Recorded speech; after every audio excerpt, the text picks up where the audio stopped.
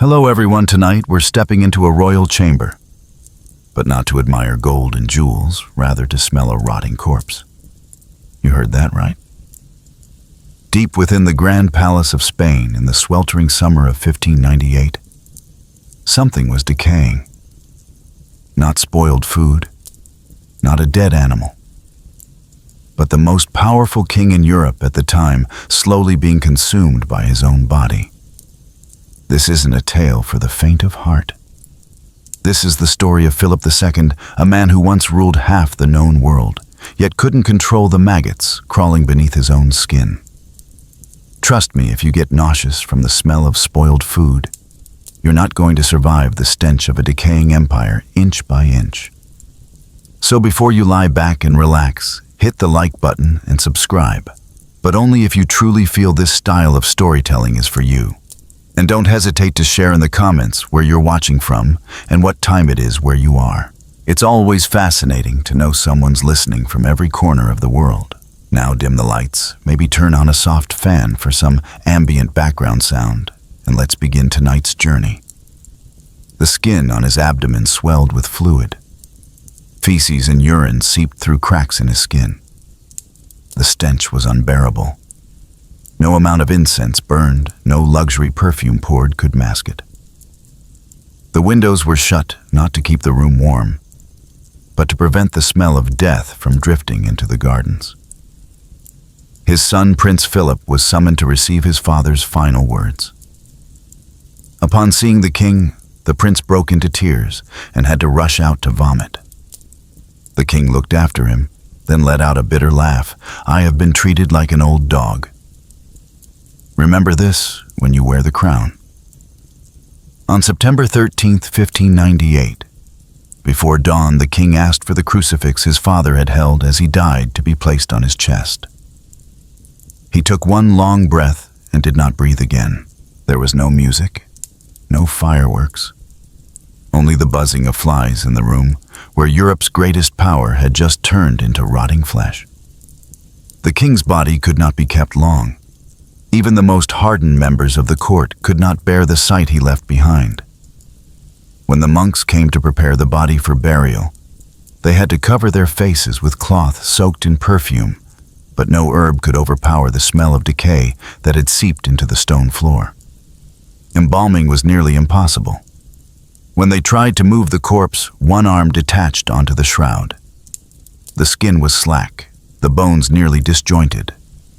They resorted to wrapping the body in cloth soaked with strong alcohol perfume resin and cinnamon powder to momentarily slow the decomposition. Not to preserve the body, but to conceal it just long enough for a minimal funeral. There was no grand procession. No royal coffin paraded through the streets. Just a hastily nailed casket, quickly buried beneath the cold earth of the Escorial monastery, once built to glorify God and kingly power, now turned into a tomb for the Lord of half the world. But news cannot be buried. Within weeks, from Madrid to London, from bishoprics to taverns, the death of Philip II became the talk of the continent. In lands he had once oppressed, the Netherlands, England, and Protestant territories, his death was called the wrath of God. Pamphlets described in detail the maggots writhing from his wounds, as if this were divine vengeance for the man who had created the Inquisition and burned thousands of innocents. In England, Queen Elizabeth I, once his greatest rival, heard the news, paused in silence, then said, "We must not mock the suffering of kings, for it reminds us all we too shall die." And in Spain, the truth was draped in gold-embroidered velvet. The official records described the king's death as full of divine grace, that he passed peacefully, received communion surrounded by praying children. The people were told he died a saint. No one dared speak of the lice, the maggots, or the stench that filled the corridors. Only the most trusted servants, those who had cleaned the wounds, who had plucked out the maggots, remembered what had truly happened. And only the quiet diaries, the forbidden memoirs, recorded with honesty the sight of a monarch being devoured by his own flesh. His successor, Philip III, inherited the throne in the shadow of a death too immense. But he was not like his father. He lacked the iron will. He lacked the cruelty deemed necessary to uphold order. And most importantly, he lacked the courage to face what had taken place in that room. History records Philip III avoided affairs of state, delegated power to his advisors, and spent his days in festivals, hunting, and lavish rituals. But perhaps it wasn't all laziness. Perhaps, just perhaps, the image of a powerful father turned to crawling insects, the screams from open wounds, the stench of a decaying corpse had carved itself so deeply into his mind that the young king chose to retreat from the throne. Spain began to decline. An empire once at the center of the world, where gold from the New World flowed endlessly, where even the Pope showed deference, began to lose territories, lose influence, lose prestige. Allies withdrew. Rebels rose. All because of a question no one dared say aloud. If God allowed the defender of the faith to die in such agony, then perhaps God is no longer on our side. Much later, a historian wrote, "The death of Philip II was not merely the fall of a man, but a harbinger of the empire's decay." The Escorial Palace still stands, still cold, still quiet, still open to visitors from around the world. They walk down the stone corridors, past fortress-like walls, to the room where he drew his final breath. The guides speak of faith, of triumphs, of piety. But they do not speak of the maggots. They do not speak of how rot spread from his back to his groin. They do not speak of flies swarming the silver crucifix. They do not speak of how a body once hailed as God's chosen was feasted on by vermin, because such things are deemed unfit for tourists. But now you know.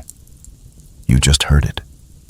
And when you close your eyes tonight, you will not see a throne, but a figure curled on a wooden bed, exhaling one last time as a single fly lands on the closed eyelid. Before his body was overtaken by flies and maggots in that sealed room at El Escorial, before the moans of agony became the final sound of his reign, who was Philip II? Let us step back a few decades to when he was still a prince, the only son of the mighty and ambitious emperor, Charles V. Philip was not raised as an ordinary child. From infancy, he was taught not to live, but to rule, to inherit a world drawn in titles, doctrines, and war. When his father abdicated in 1556, Philip became King of Spain, King of Naples, and ruler of territories stretching from the Americas to the Philippines, the islands later named in his honor. His reign lasted 42 years. Nearly half a century spent in absolute power, bureaucratic rigor, and a suffocating religiosity. And during that time, though, women were never absent from his life. True love was a luxury he never knew. Philip II had 4 wives, not out of romantic passion, but duty to the throne. Each marriage was a political alliance, a calculated move on Europe's grand chessboard. His first wife was Maria Manuela of Portugal, his first cousin whom he married at the age of 16. That marriage was brief and tragic. Maria died only days after giving birth to their first son, Don Carlos, and it was this son who later became an indelible stain on Philip's legacy. Don Carlos grew into a man plagued by mental instability, rage, and violence. On one occasion, he hurled himself down a staircase just to intimidate a servant.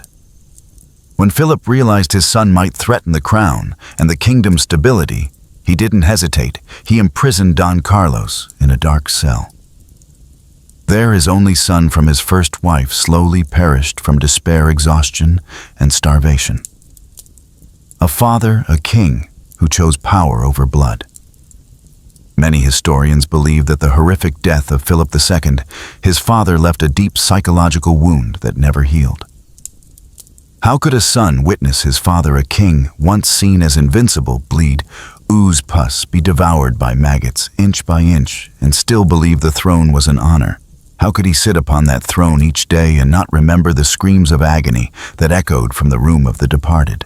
And so Philip III chose the easier path. He avoided state affairs, avoided decisions, and left the kingdom in the hands of so-called skilled politicians. But these were not men of the people. They slashed budgets, oppressed the poor, made compromises with enemies, and quietly sold off pieces of the vast empire his father had fought to preserve. Spain, once the epicenter of global power, began to slide from glory, little by little, year by year. Europe was changing. Power was shifting. While Spain languished in rituals and festivities, the Netherlands rose with commerce. While the Spanish king prayed England, the old enemy, seized the seas. And as ships from the New World stopped bringing home gold and silver, the people began to wonder, had God turned his face away? The death of Philip II, therefore, was not merely the end of a life. It was a bloody prophecy that no empire is eternal. That if a man called the Catholic king, the chosen defender of the faith, could be eaten alive by worms, then what power on earth could truly be sacred, or was it all just a grand performance where everyone, even kings, played a role until the flesh fell apart? The bitter truth is, Philip II was obsessed with the image he would leave behind. He had El Escorial built as a symbol of permanence, a place that was palace, monastery, and tomb all in one. A legacy carved in stone, designed with perfect symmetry, its cold architecture steeped in divine symbolism. He envisioned that he would be remembered as a righteous king, a steadfast guardian of the church, a conqueror of worlds. But life does not always obey a king's script. Today, when people speak of Philip II, few remember the treaties he signed, the kingdoms he annexed, or the campaigns he led. Instead, what remains like a historical curse is his death, the long, horrifying, painful death, where maggots consumed his flesh, where titles meant nothing, armies meant nothing, thrones meant nothing, only the final breath reeking of decay. El Escorial still stands among the trees. Tourists visit most unaware of what truly happened in that dark room. They are led through grand chambers, cold corridors, marble tombs. They hear tales of the kings, piety, his devotion, the architectural symmetry of El Escorial. But they hear nothing of the flies, nothing of the stench so strong it seeped into stone. No one tells them about the silver bowls full of maggots carried out each morning. No one says that the very spot where they stand was once where power turned to rotting flesh. No one says that the cold stones beneath their feet were once washed with pus and blood from a body once believed to be chosen by God. And so the memory of Philip II lives on, not in textbooks, not in political speeches, but in late-night whispers between the sound of rustling wind and the slow turning of a fan. A memory that reminds us no one, not even the most powerful, can escape the common fate to decay, to rot, and to be forgotten. A death, if painful enough, can lull an entire empire into a dreamless sleep. It's easy to remember a king only through his death, especially when that death is so horrific, so prolonged, and so haunting. But like all those who ever ascended a throne, the life of Philip II was not defined solely by his final breath. Before his body dissolved, before maggots and flies turned him into a living memory, Philip II left indelible marks on the history of Spain and on the world. Over his 42-year reign, he turned Spain into one of the largest and most powerful empires in human history. Under his leadership, the kingdom stretched far beyond the Iberian Peninsula, controlling territories across Europe, the Americas, Asia, and Africa. His empire was called the kingdom on which the sun never sets, not as poetic hyperbole, but as geographic fact. He inherited and solidified power in the Netherlands, southern Italy, Naples, Sicily, and large parts of Latin America, expanding Spain's influence to the most distant seas. In 1565, the Philippines were named after him, a testament to how far Spanish power had reached into Asia. New ports were established, maritime routes were charted, and the flow of gold and silver from the New World began to pour into Europe, reshaping the global economy. Philip II also reorganized the Spanish administration, consolidated royal authority, and managed the court with the meticulousness of a chessboard.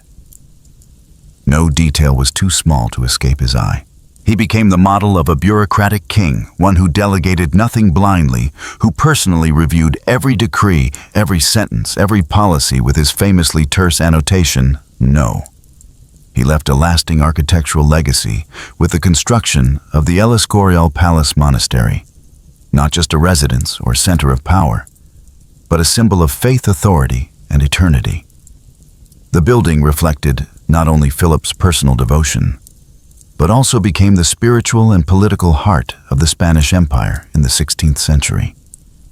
It housed an enormous library, priceless artwork, sacred texts, and became the final resting place for many Spanish monarchs after him. Moreover, Philip II is remembered as a staunch defender of Roman Catholicism during the era of the Protestant Reformation. He not only supported the Pope, but also launched campaigns to halt the spread of Protestantism across Europe. Though such actions would later be condemned for their extremism, at the time they were seen as part of a sacred mission entrusted to him by God. He also orchestrated the Spanish Armada, though it ultimately failed against England. The very act of maintaining such a vast fleet signaled Spain's formidable military and economic power under his reign. Few could afford to stretch armies across oceans merely to assert their will upon another nation. And let us not forget Philip II maintained internal stability for nearly half a century, no small feat in an age torn by religious division, rebellion, and countless threats, both foreign and domestic. He was not overthrown. He was not assassinated. He did not let his kingdom fall to usurpers. In a century of upheaval, preserving order was a monumental achievement. His legacy, like the stones of El Escorial, may not shine as brightly as Versailles, may not resound like German symphonies, but carries a cold, enduring weight. And perhaps it is precisely because he climbed so high upon the summit of the world that his fall left the deepest shadow. Under Philip II's reign, religion was not merely a belief. It was the foundation of every policy, every decision, and nearly every breath of political life within the Spanish Empire. If there was anything the king trusted above all, more than advisors, armies, or bloodlines, it was the Roman Catholic Church. From the time he was a prince, Philip was taught that he was not merely a ruler, but the true defender of the faith, the guardian of divine order in the face of rising heresy. And he carried that belief with him until his final breath, like a sword always unsheathed, ready to fall should anyone question the omnipotence of God. Unlike his father Charles V, who was at times flexible with the various religious factions within the Holy Roman Empire, Philip II was uncompromising to the extreme. He did not concede. He did not tolerate. He did not accept the existence of anything that contradicted orthodox doctrine. Under his rule, Spain became the final stronghold of traditional Catholicism, as the rest of Europe was swept up in the tides of the Protestant Reformation. He ordered the tightening of the Inquisition, a notorious system of censorship and punishment that hunted down those deemed heretics, converted Jews, converted Muslims, Protestants, skeptical philosophers, and even those who merely possessed banned books. In the damp underground prisons, countless people confessed through water, fire, and blood. For Philip, the salvation of souls outweighed their earthly lives. And if a few had to die for the purification of the many, then it was a necessary sacrifice. It was this iron conviction that led Philip to major decisions, including the war against Queen Elizabeth I of England, who had rejected Catholicism and steered her country toward Protestantism. That war culminated in the Spanish Armada, the massive fleet that set sail bearing the hope of restoring the light of faith to England and returned in ruin. But for Philip, military defeat was not spiritual failure. Even as the battlefield crumbled, he continued to use education, art, and architecture to glorify the faith. He sponsored theologians, constructed monasteries and churches across Spain. And at the center of it all stood the royal monastery of El Escorial, a structure shaped after the legendary grille upon which St. Lawrence was martyred. It was there he lived, prayed, read scripture, received guests, ruled, and died. At El Escorial, religion was the breath within every stone. Every hallway echoed with prayers. Every window faced the church. And every night the flickering candlelight from the main chapel cast its glow on the hunched back of a king, silently fingering his rosary. But there was a cruel irony. Though he believed in God down to his very cells, God did not spare him a horrific death. Amidst the maggots, lice ulcers, and moans, Philip was granted no miracle. No angel descended to soothe him. No grace held together the flesh that was falling apart. There was only faith and endurance. Historians may debate, was God testing him, or had he quietly turned away? But one truth remains: Philip II gave his life wholly to faith at the cost of his humanity, his kinship, and his mercy. And for that, though he was a king of blood and fire, he is still remembered by the Catholic Church as the final emblem of an era of absolute belief where the soul mattered more than the crown, and hell itself was housed within a royal chamber. If religion was the soul of Philip II's reign, then politics was the skeleton supporting the entire body of the Spanish Empire, an immense, intricate entity, sometimes too heavy for a single man to bear. But Philip did not choose to share power. On the contrary, he embraced it, clutched it tightly, and made himself the axis around which the world must turn. Politics under his rule was a labyrinth, not boisterous like in England, not raucous like in France, but silent, strict, and monastic in tone. Philip disliked loud advisors. He had no taste for courtly debates. He was not a conqueror by oration, but by writing more precisely, by handwritten orders signed in cold, neat ink, often with a single word: no. From Madrid, he commanded an administrative network stretching from the Netherlands to Mexico, from Naples to Manila. And what set Philip apart from most monarchs of his time was this: he read everything. Every report, every state document, every colonial dispatch was delivered to his desk, where candlelight burned through the night. It was said he never slept, only worked. Every sheet, every period, every phrase he reviewed, weighed, and amended. That was governance in the hands of a bureaucratic king. One who ran an empire as a stern father would enforce his household rules. Under his reign, Spain was not an open kingdom, but a sealed mechanism. Power was concentrated entirely in the hands of the king. Councils, nobles, governors, all existed merely as extensions of his will, not as independent entities. Loyalty was rewarded with position and dissent. Even vague was remembered, monitored, and at times quietly eliminated. At the same time, his politics bore a defining trait: conservatism. Philip disliked change.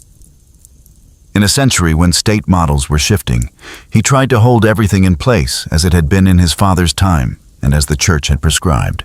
Because of this, he was often too slow to respond to upheavals, such as the rebellion in the Netherlands, the rise of Protestants in England, or the waves of commerce surging in from the east. The failure in the Netherlands is a prime example. Instead of dialogue, he chose repression. Instead of concession, he sent in armies. And when the carts carrying corpses stretched through the cities, faith in the crown did not grow. It fractured. The war dragged on for more than 80 years, draining resources, fracturing the empire, and ultimately leading to the loss of one of the wealthiest regions in Europe. Another political mistake, though cloaked in religious justification, was the attack on England. When he deployed the Spanish Armada to topple Elizabeth I, he was not only confronting a shrewd queen, but the pride and national resolve of an entire island. That defeat was not just a military loss, but a failure to read the power map of Europe correctly. And then there were the colonies. Philip inherited a vast colonial system, and he maintained it with a policy of remote oversight, strict control. Major decisions in the New World had to be approved directly from Madrid.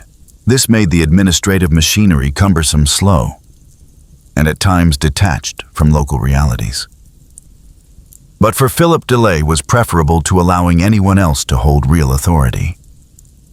Still, it cannot be denied.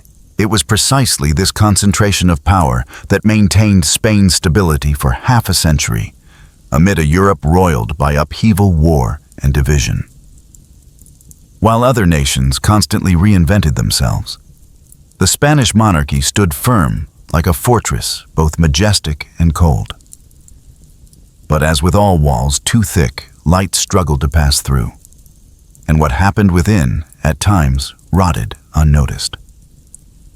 Philip II ruled not with gestures, not with speeches, not through royal charisma.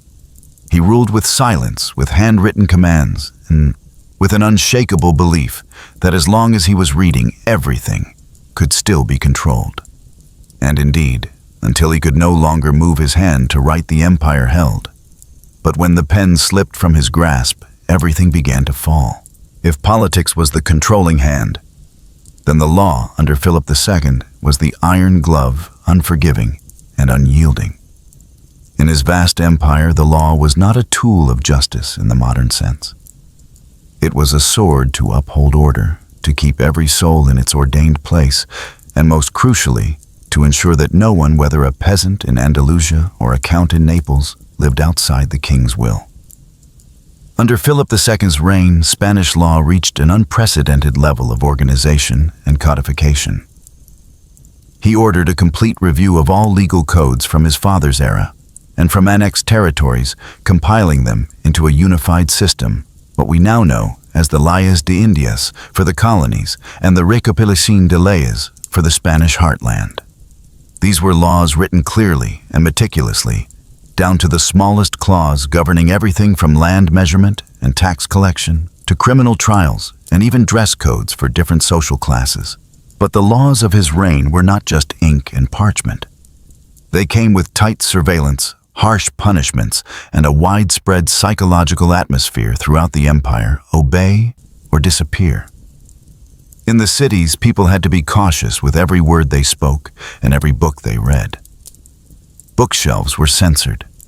Careless remarks were reported. A street vendor who misspoke about the church could be arrested and never see daylight again. Courts functioned like cold administrative machines, emotionless, unwavering.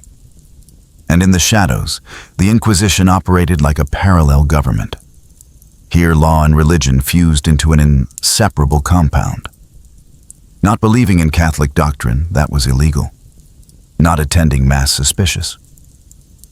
And if caught practicing Protestantism, secret Judaism, converted Islam, or even possessing unorthodox materials, you would be summoned, interrogated, and if you didn't confess, you would be helped to confess. Punishment under Philip II was never simple. It was designed to intimidate, to send the message the king's law is God's law, and to offend the king is to offend the Almighty. Heretics were not merely executed.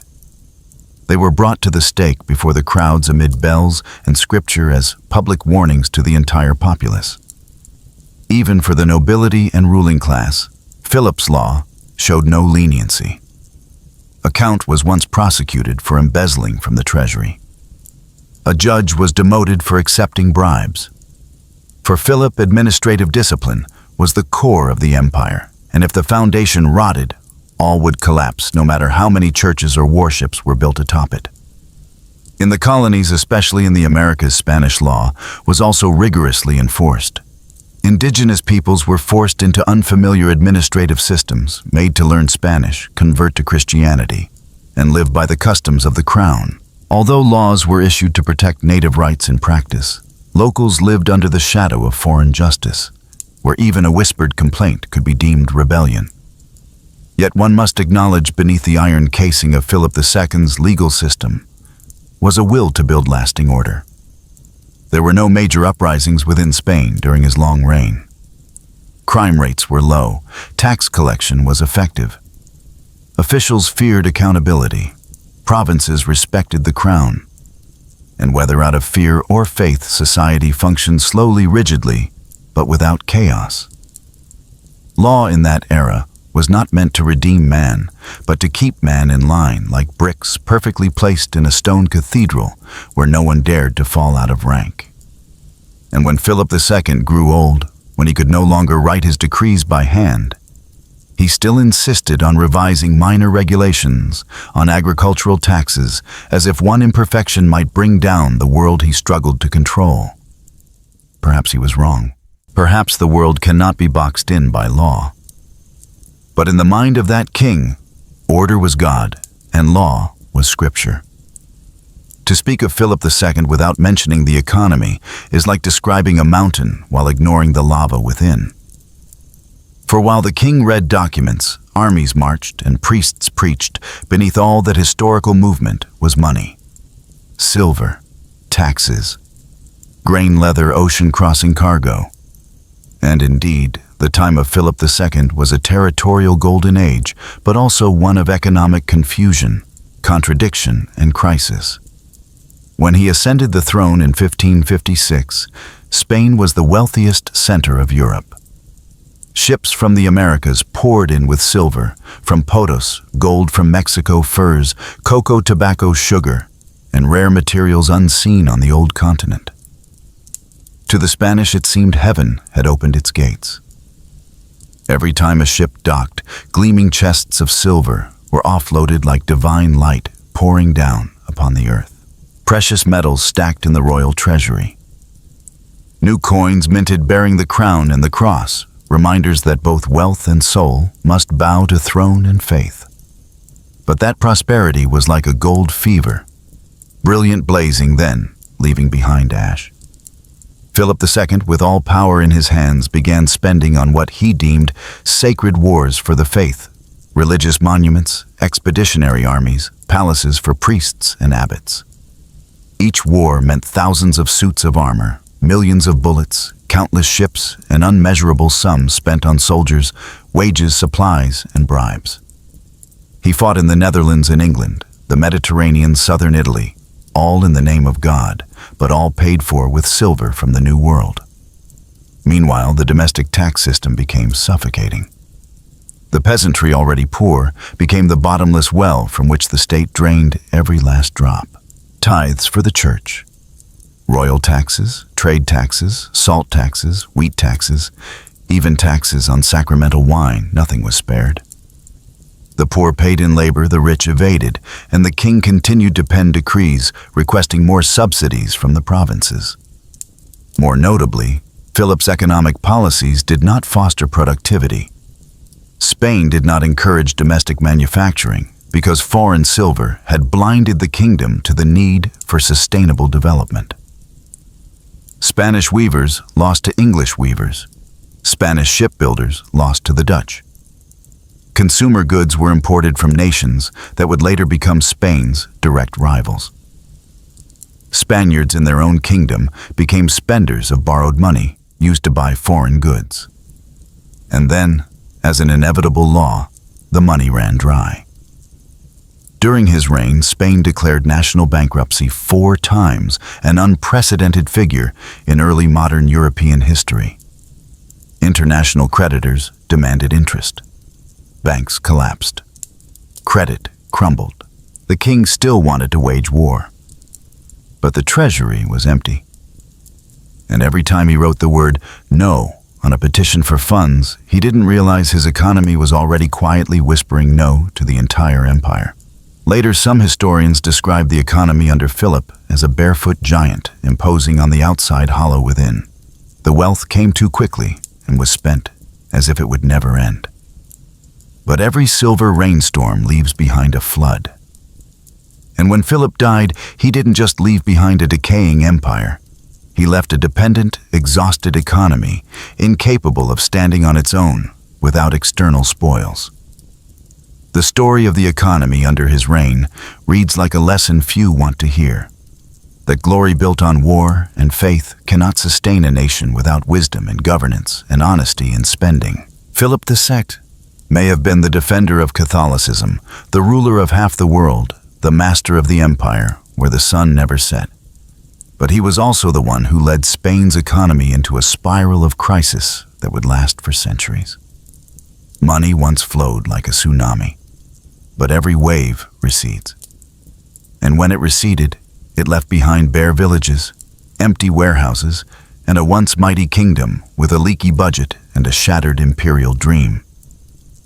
When you look down from the towers of El Escorial, the world under Philip II appears arranged like a chessboard.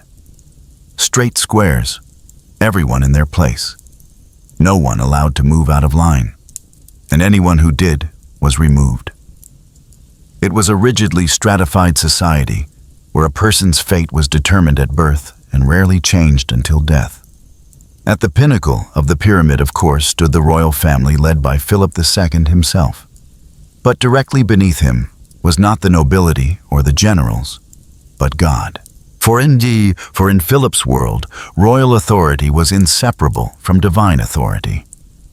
The king was God's man, heaven's instrument, and thus ruled not only politics, but also the souls of his subjects. Next came the clergy and the church, a class that wielded no swords, commanded no armies, yet possessed the most powerful forces, faith, fear, and the promise of salvation. They owned land wealth and tax exemptions. Monasteries stood like fortresses. Priests were more learned than judges. In many villages, a priest's word held more weight than any royal decree. Then came the nobility, dukes, counts, viscounts, hereditary landowners. They did not labor. They lived off rent, peasant taxes, and inherited prestige. Many had never seen battle, never governed, yet held the highest seats at every ceremony. Under Philip II, blood mattered more than merit. To be born in silk meant never having to soil one's hands in mud. Below the nobility was what we might now call the early middle class. Lawyers, merchants, physicians, skilled artisans, and some scholars. They had knowledge, skills, sometimes even wealth. But they lacked status. No titles, no hereditary land. And so no matter how capable they were, they remained men the king used when needed and forgot when he didn't. Further down were the peasants, who made up over 80% of the population. They sowed the seeds, harvested, the grain built, the homes pulled, the carts herded the sheep, the dirt-streaked hands that held up the entire empire. But they weren't seen as the backbone of the nation. They were seen as living obligations, to be taxed, conscripted, and silenced. They couldn't sue nobles, couldn't defy priests. And if they failed to pay taxes, they could lose their land, even their families. At the very bottom were the excluded converted Jews, conversos, converted Muslims, Moriscos, and the indigenous peoples of the colonies, those who despite being baptized were still not considered pure. They lived under suspicion, under watch, under the control of the Inquisition. A single denunciation could make them vanish overnight. No trial, no justice, no farewell. And if you think it was possible to climb from one class to another, remember under Philip II, society didn't function like a ladder, but like a wall. There were doors, but they were locked. There were steps, but they had been removed. And the only thing that could open a door was the right blood or a favor from someone above. One class ruled over another. One class served another. And the king above all was the pillar of that structure, the one who would not allow a single brick to shift, who believed order was sacred and equality was chaos. In Philip's eyes, an ideal society was one in which everyone knew their place and did not dream of changing it. And perhaps it was that very structure that ensured nothing collapsed the moment he died, but also ensured the system could not adapt, could not bend, could not respond to the tidal changes rolling in with the new century. An empire, no matter how vast, if built on ground too rigid, will not fall from an earthquake, but crack from its own inability to flex. If the nobles lived in marble and the priests preached beneath gilded domes, the common people lived in dust, cold, and unending hunger. The life of a 16th century Spanish peasant under Philip II was not golden fields and roasted meat with wine, as paintings might suggest. No. It was as dry as the land they plowed and as worn as their backs after every harvest. Most of them did not own the land they cultivated. The fields belonged to nobles, to the church, or to the crown. They were tenants. They plowed, they sowed, they harvested, and then gave most of what they produced to people who had never laid a hand in soil. Taxes were an inescapable burden. Each year they paid land tax, crop tax, the church tithe, salt tax, wine tax, and when there was war, and there always was a war tax. If they lacked coin, they paid with wheat, chickens, firewood, or their own hands, building roads, constructing fortresses, or laboring unpaid in towns. Men went to war. Women stayed behind to work the land, raise children, and tend to religious rites. When someone in the village was summoned by the Inquisition, they dared not cry too loudly for fear of being suspected as accomplices. From language to thoughts, from clothing to holiday meals, everything had to follow exact rules. Deviance, even slight, could lead to interrogation, imprisonment, or being burned alive in the town square. Failed harvests due to drought, common in the dry lands of Castile, made hunger a permanent guest. Children died of malnutrition. Adults ate turnip peels, mixed straw into bread, and at times boiled leather from old shoes just to survive the day. But what pained them most wasn't the hunger. It was the lack of hope. There was no path upward, no chance at a new life. One born in a straw hut would die in that same hut, or worse, in a drainage ditch outside a city they had fled to in search of work. In the cities, life was no better. The working poor crammed into crowded quarters where sewage spilled into the streets and plague spread like wildfire. Whenever a draft was issued, young men were sent onto ships not to defend their villages, but to fight distant wars they didn't understand. Many never returned. Even those called free craftsmen, hired laborers, or freight carriers lived on the whim of harvests and the mercy of the upper classes. A prolonged frost, a poor crop, a new policy from the crown could erase a lifetime of savings. They lived in a state of invisible fear. Not fear of thieves, but fear of being too close to power, fear of a priest's gaze when they missed Sunday Mass, fear of the midnight knock from an Inquisition courier, fear of a new tax decree from Madrid written in ink but seeping into their fields with sweat and blood. And though they were illiterate, could not read the Bible, nor understand edicts from the royal court, they understood one thing with clarity: they were not allowed to dream. Because in Philip II's world, if you were born a shadow, you were expected to live as one silent, shapeless, and without resistance. And perhaps the most tragic part was that they never even knew that while they were eating thin gruel and burning scrap wood for warmth in a palace just a few hundred miles away, thousands of pounds of silver were being spent on candles, Persian rugs, or to forge a new throne for someone who would never hear their sighs.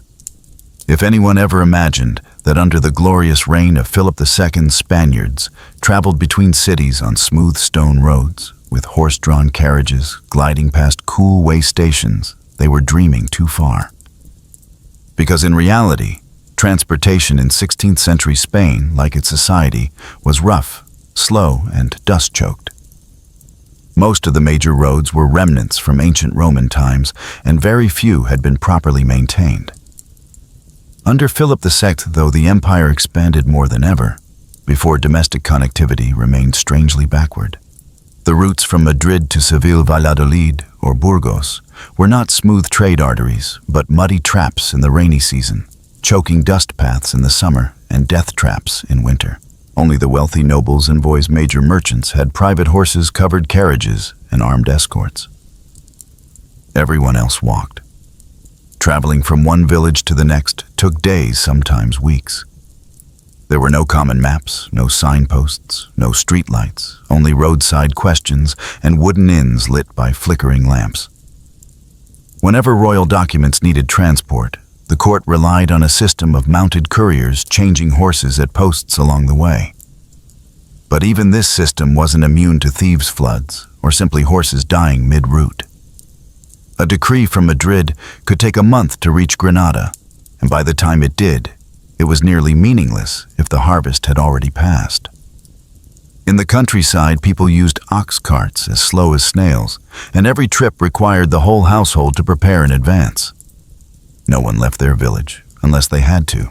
Weddings, funerals, major religious festivals, these were the rare cross-province events remembered as great journeys, even if only 30 kilometers from home. In cities, streets were narrow, paved poorly, and lacked proper drainage. On rainy days, they turned to swamps. In summer, horse dung trash and wastewater from upper windows turned entire quarters into choking stink. Those with money hired litters. Those without waded through filth. River transport wasn't much better. The Guadalquivir and Ebro rivers had been used for trade, but unpredictable currents, hidden rocks, and the lack of modern canals made water travel risky. Many merchants preferred paying higher taxes to ship goods by sea rather than lose an entire shipment to a raging current. For those living in mountainous regions like Asturias or Len, winter travel was nearly impossible. Slippery rocks, snowstorms, and wild wolves made every journey a gamble with fate. In short, in an empire where the king dreamed of perfect order and global connection, his people still trudged forward step by heavy step along dusty roads, under scorching sun or cutting cold, just to reach where they needed to be if they ever got there. And so transportation under Philip II wasn't just about movement. It was another symbol of the society itself, slow, fragmented, full of barriers, where the distance between a palace and a peasant's hut wasn't measured in miles, but in lifetimes. Under Philip II, education was not a doorway to freedom, but a frame rigid, narrow, and reserved for the chosen few. The king believed in knowledge, but not knowledge to question, to create, or to challenge the world. He believed in knowledge to submit, to reinforce faith, and to protect the divine order as God had arranged. To him, all proper understanding must begin with the Bible. Every book, every idea, every question, if not rooted in Scripture or serving the church, best not exist at all. And thus, education under Philip II was education tightly controlled by the Catholic Church. The most common schools were religious ones, where students were trained from a young age to become priests, monks, or clerics. They studied Latin scholastic philosophy, theology, and canon law. Everything revolved around one question: how can a soul avoid falling into hell? How does one serve God and obey the ruler? Children entered monastic schools as early as 8 or 9 years old, living far from family, sleeping in cold rooms, eating frugally, and rising before dawn to pray. They memorized prayers, read classical texts, wrote in black ink, and were strictly forbidden from asking why if it contradicted doctrine. Obedience was considered the highest form of knowledge. In major cities like Salamanca, Valladolid, or Alcalá de Henares, a few prestigious universities still operated, teaching law, medicine, philosophy, and theology. But this was the domain of the nobility and clergy, those with the status and bloodline, deemed worthy of knowledge. Great ideas about the universe, humanity, or science, if they did not align with orthodox faith, were either excluded or never taught at all. Books were tightly censored. The Index Librorum Prohibitorum, the list of prohibited books, was constantly updated by the Inquisition. Possessing a dangerous book, such as those by Erasmus Luther or even Galileo, could lead to investigation, arrest, or the confiscation of one's entire estate. In the Royal Library at El Escorial, which housed thousands of rare manuscripts, every permitted book had to be approved by monks, as if each one was a soul that needed cleansing. Women were nearly absent from formal education. Except for daughters of a few noble families, educated in convents, most women were not taught to read, write, or do arithmetic. Their roles were predetermined: to marry, bear children, serve their husbands, and keep the faith. A woman deemed too clever could be suspected of witchcraft. A wife who read books was seen as odd. For peasants and commoners, education simply did not exist. Children worked from a young age, herding sheep, plowing fields, learning trades like carpentry or blacksmithing from their parents. They weren't taught to write their names, let alone handle books. If they tried to learn, it had to be in secret, and they could be punished for doing something unnecessary for their station. In the colonies, the Spanish authorities permitted some schools to teach Spanish and Catholicism to indigenous peoples, not to help them progress, but to make them easier to govern.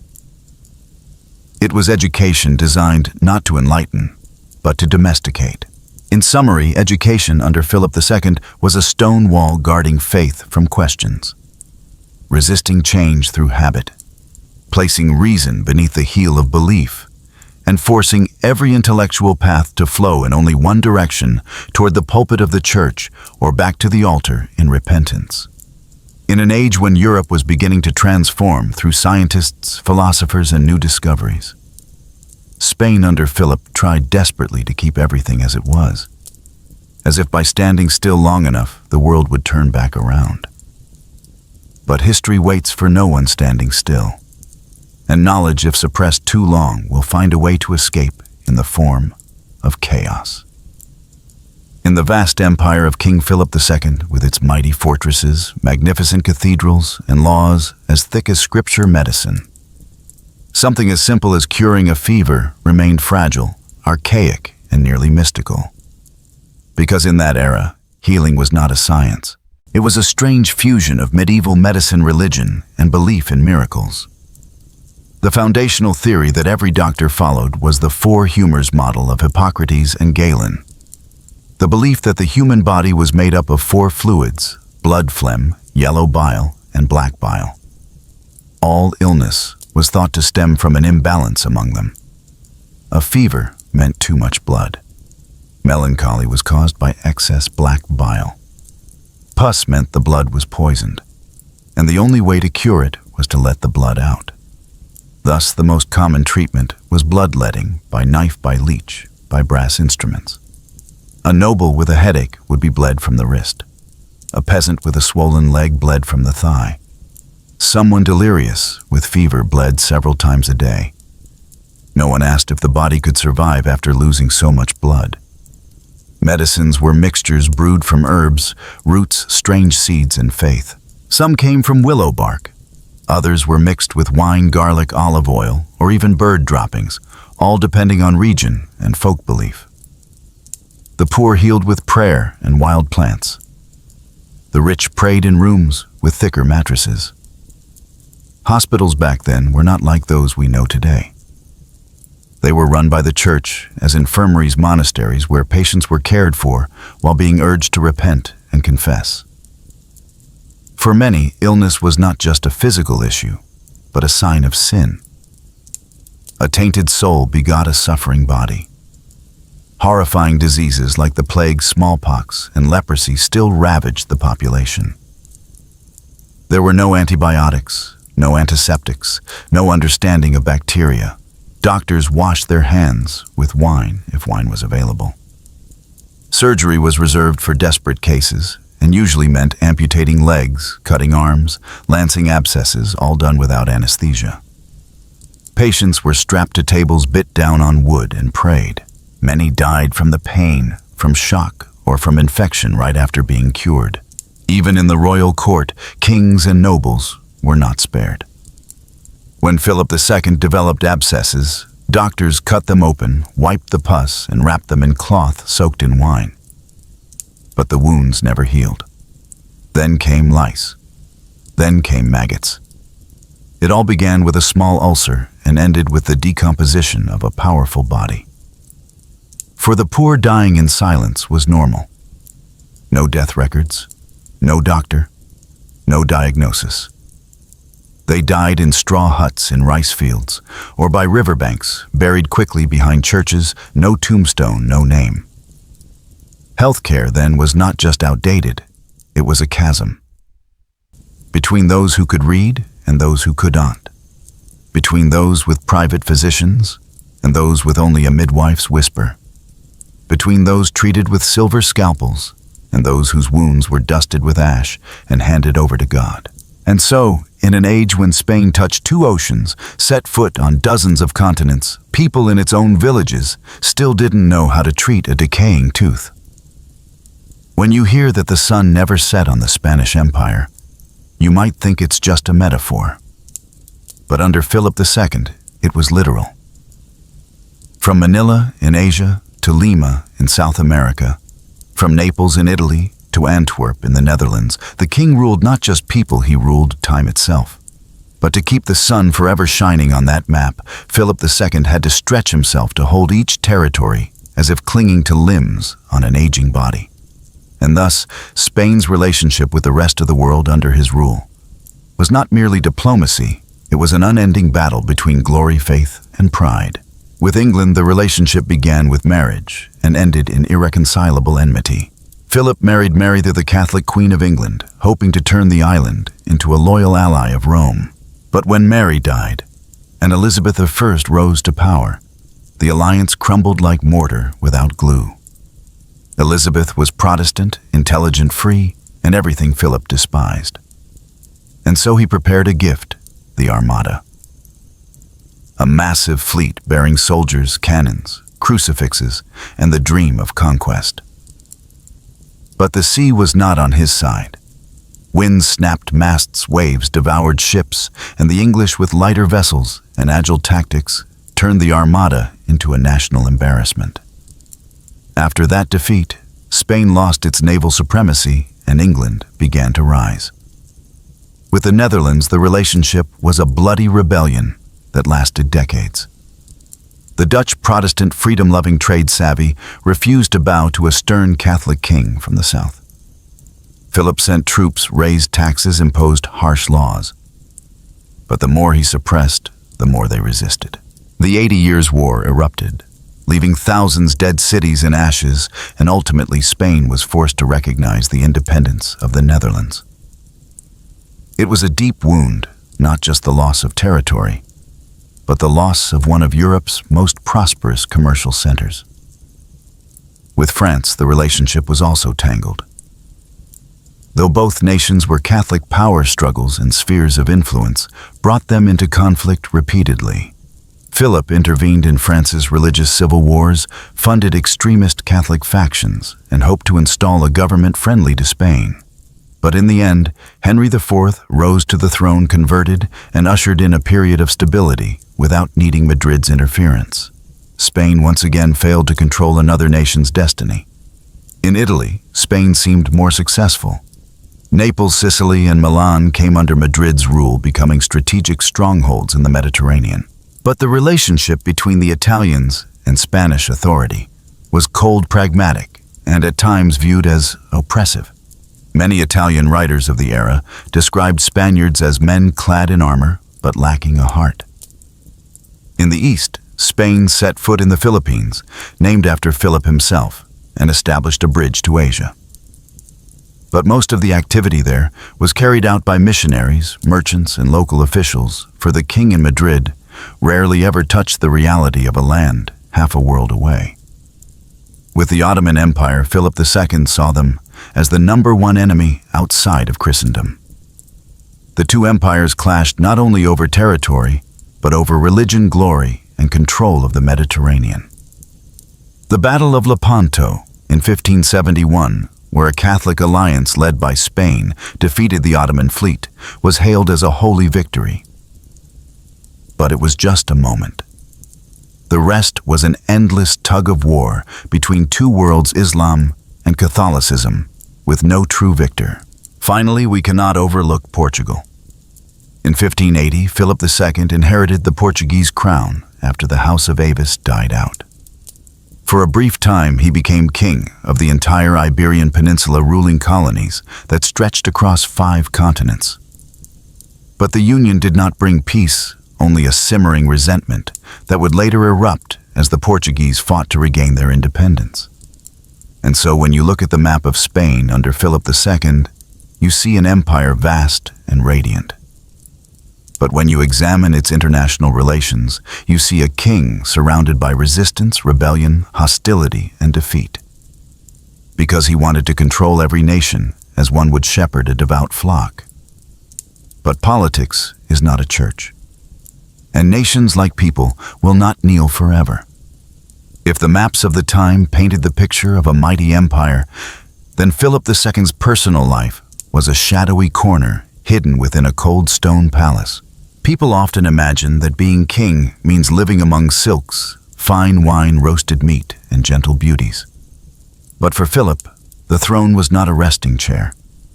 It was a silver prison where he locked himself in, suffocated by fear, duty, and faith.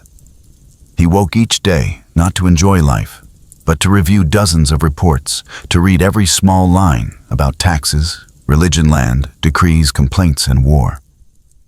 Philip saw himself more as a servant of God than a ruler. And so he worked like a monk, secluded, strict, and relentless. He ate simply, slept little, and almost never rested. No noisy banquets, no hunting games, no music. Only quiet footsteps echoing in the cold stone halls of El Escorial, the palace he built to be a residence, a monastery, and a mausoleum, as if even while alive, he was already preparing for death. And death seemed to arrive early, not to take him, but to consume him, piece by piece. Philip II suffered from numerous illnesses. The first torment was gout, a form of arthritis caused by high uric acid levels, often attacking the foot joints and causing excruciating pain. He was often bedridden for days. His legs were swollen, inflamed, burning hot, and even the slightest touch made him groan in agony. In many late-life portraits, you'll see him leaning to one side because he could no longer balance due to constant pain. Beyond gout, he also endured abscesses, skin infections, digestive disorders, and internal damage from chronic stress. One of his deepest torments was the stench from his own body. Physicians had to lance pus-filled wounds, drain them, and bandage them with cloth soaked in alcohol. But the infection kept spreading. The deeper cause wasn't just physical. It stemmed from his lifestyle, his psyche, and his extreme faith. Philip did not know how to relax. He lived in constant fear, fear of heresy, fear of rebellion, fear of being punished by God if he ruled wrongly. Thus he suppressed emotions and controlled himself to the point of suffocation. No one dared joke in his presence. No one knew if he had ever laughed from the heart. In the palace, laughter was as rare as sunlight in a morgue. And then there was the pain from family. Philip II married 4 wives. 3 of them died young, many in agony. He loved Mary Tudor, but had to watch her wither and die in loneliness. He married Elizabeth of Valois, the wife he cherished most, but she died young, leaving a permanent fracture in his soul. His eldest son, Don Carlos, rebelled, showed signs of mental instability, and was eventually imprisoned by Philip, where he mysteriously died. Each of these pains was like a silent needle piercing his body. By the end of his life, Philip II was not merely an old king, but a living corpse, quietly decaying amid prayers, the moans of rotting flesh, and the whistling wind through El Escorial's stone corridors. And in that room where no light entered, the king who once made the world tremble now trembled before his own body. No enemy was as powerful as time itself. No rebellion ran as deep as the rot within.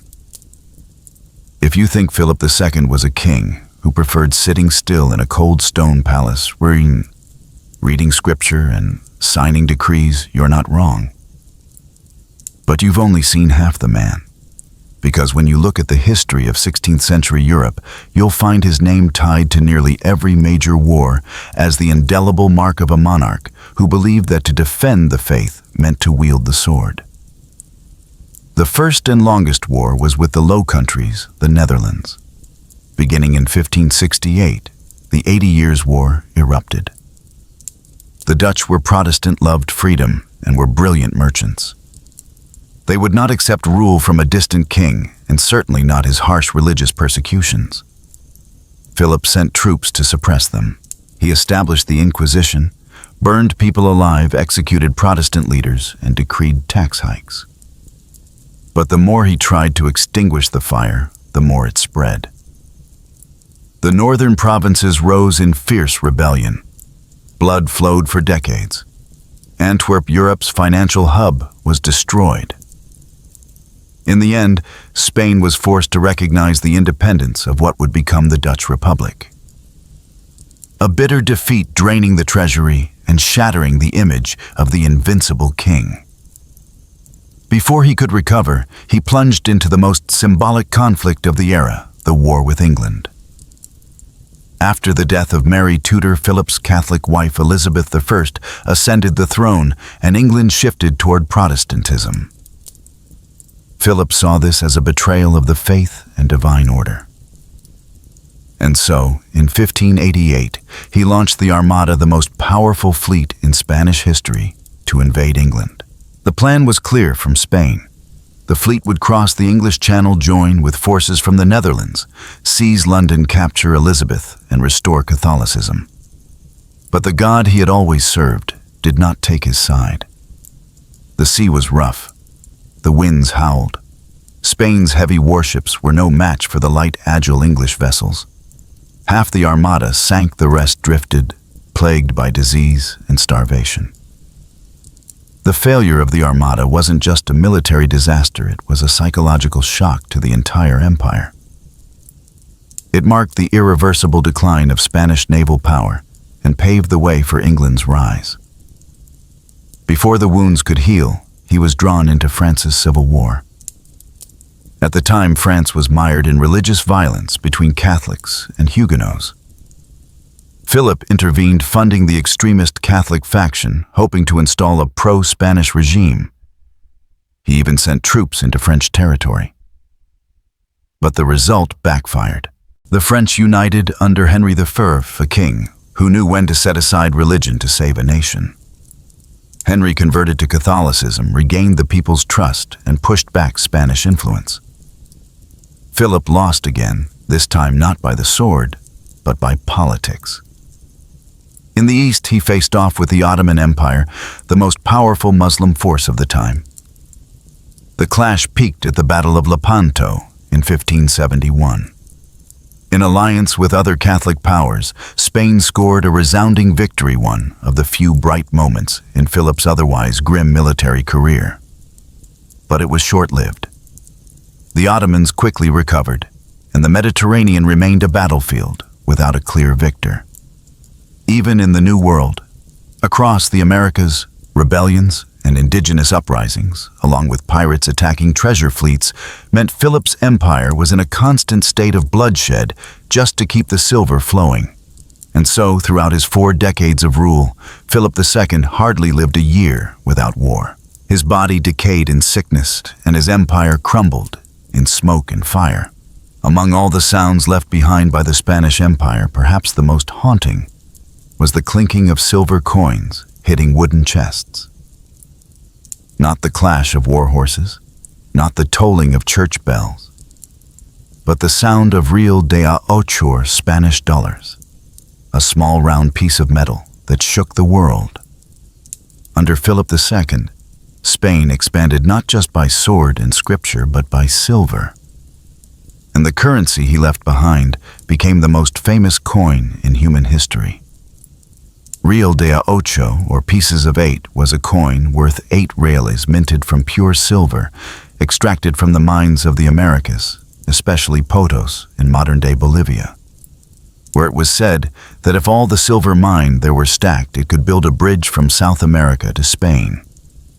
Each coin bore across the Pillars of Hercules and the Latin phrase plus ultra, meaning further beyond, a declaration there were no limits to the Spanish Empire and no limits to their money. The Spanish silver coin became the world's first global currency. It was accepted across Europe, the Americas, and Asia, even in Ming China, where people cut the coins into smaller pieces for change. Along the Silk Road and the oceans, from Manila to Mexico, from Seville to Macau, those little silver discs were exchanged for everything: spices, silk slaves, weapons, and even human lives. But like everything under Philip II, that silver shine had a dark side. To get silver, he drained the colonies dry. Millions of indigenous people were forced to work deep underground in mines, with no light, no oxygen, and almost no chance of surviving more than a few years. Those who survived hardly lived at all. Every coin minted bore not only the cross, but also the sweat, blood, and souls of people who had never heard Philip's name, but died for his dream. And ironically, silver couldn't save Spain from collapse. Too much silver flooded Europe, causing prices to skyrocket, a phenomenon we now call the price revolution. The currency devalued. Goods became unaffordable, to the point where even Spain had to borrow money while their treasure chests were still full. Philip II bankrupted the nation at least 4 times during his reign. Debts piled up, soldiers went unpaid, ships lacked funds for repairs. Silver kept flowing in, but like water poured into a ship with a hole in its hull. And so the silver coin that once made the world envious eventually became a glittering curse, masking the rot within a once glorious empire. Eventually, people began to ask, why was a country overflowing with silver, so steeped in misery? The answer, like all great tragedies in history, wasn't a lack of resources, but the misuse of them. Spain under Philip II was an empire sustained by borrowed splendor. It had silver colonies, armies, but no sustainable economy. First, overdependence on New World silver made the country forget how to sustain itself. Instead of developing domestic production, trade, or industry, they chose to buy everything from abroad. Spain imported goods from Italy, the Netherlands, France, and paid in silver. Agriculture was inefficient industry, unsupported. As soon as the silver flow slowed, the entire economy collapsed, like a castle made of paper. Second Philip's government spent massively on war and religion. He poured funds into building fleets, fortresses, paying tens of thousands of foreign mercenaries, financing expeditions, all in the name of defending and spreading Catholicism. But these wars were long, bloody, and brought no profit, only ever-growing bills. And to pay those bills, he borrowed. Philip took loans from European banks like the Fuggers and Genoese, borrowing to fight, to pay, to delay. When the silver from Potos couldn't cover the interest, bankruptcy became inevitable. He declared bankruptcy 4 times, 1557, 1560, 1575, and 1596. The largest empire in the world at the time, officially unable to pay its debts. Third came an unjust and burdensome tax system. While the nobility and church were nearly tax-exempt, commoners, especially peasants, bore the brunt. Grain taxes, salt taxes, livestock taxes, bakery taxes, cart taxes. If it made money, it was taxed. The pressure drove people from villages to cities to enlist or to starve. Many regions were abandoned. Labor ran short. Local economies withered. Finally, inflation. Too much silver caused prices to skyrocket. A loaf of bread in 1550 cost 1 silver coin. By century's end, it cost 3. The Spanish coin, once a symbol of power, became just a ticket into economic crisis. All of this created a spiral of crisis: war, debt, silver minting, inflation, higher taxes, poverty, revolt, war. And in the middle of this spiral, the king still read reports, signed decrees, prayed, but no longer had real money to buy bread. And then we leave the palace of El Escorial. Farewell to the cold stone corridors, the letters thick with ink and dust, the rooms where flesh and faith clashed in silence. Farewell to the footsteps of servants who dared not meet the king's eyes. Farewell to the sickbed where an emperor who once ruled nearly half the world groaned in isolation, rotting from within, when even power couldn't protect him from a feather-light touch on blistered skin. You see, history isn't just numbers, dates, and battles. History is a reminder that no matter who you are, a humble peasant or a king with gold from 5 continents in the end, you are just a human being with a fragile body, with a heart that knows love, pain, and fear, and with a soul that quietly wonders, all that we hoard, chase, and cling to, will any of it follow us to the very end? King Philip II lived a life as keeper of God's flame, but the price he paid was steep. He gave his life to faith. But in doing so, the empire he built unraveled under the weight of war debt and the silence of his own people. And perhaps that is history's most secret whisper, that the silence of the people, not swords, is what brings empires to their knees. That the loneliness of rulers, not disease, is what rots them from within. Now, as night has wrapped its veil around the room where you're lying, maybe your head is resting on a tangle of thoughts. Maybe today was long, or maybe it passed quietly without anything remarkable. Maybe you did something kind that no one noticed. Or maybe you failed at something that left you feeling hollow. Maybe you're wondering if tomorrow will be any different. But you know what? Just the fact that you're here still quietly listening to stories from the past, still opening your heart to learn from a king who died centuries ago, means you're already different. Because you know how to slow down. You know how to listen. You know that sometimes peace doesn't come from doing more, but from understanding deeper. Don't forget, not everyone has the courage to sit still in the night. Listen to the story of a man who decayed on his deathbed and quietly learned something small from it. So tonight, allow yourself to let go of all the roles you've had to play. You don't need to be strong, cheerful, or perfect right now. Just be yourself. Tired is okay. Fragile is okay. Because you are not alone. History is always here to tell you that even the strongest have once been weak. Close your eyes. Instead of worrying about tomorrow, let the whispers of time soothe you. The palace has closed. The wars are over. The king is dead. And you are still here, still breathing. There's still a tomorrow waiting for you, not to rule an empire, but to live a life that is real.